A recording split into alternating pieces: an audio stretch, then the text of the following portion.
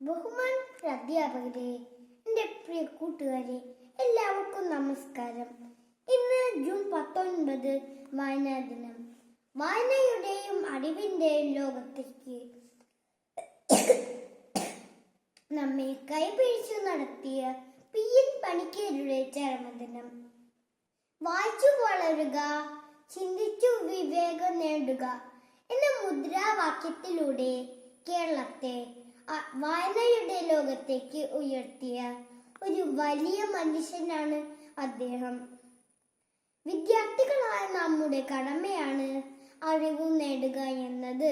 അതിന് ഏറ്റവും പ്രധാനമായ മാർഗം വായനയാണ്.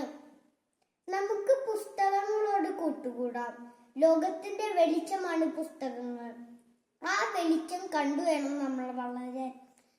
വായിച്ചാലും വളരും, വായിച്ചില്ലെങ്കിൽ വളരും.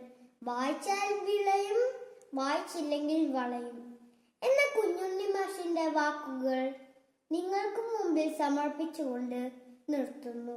നന്ദി, നമസ്കാരം.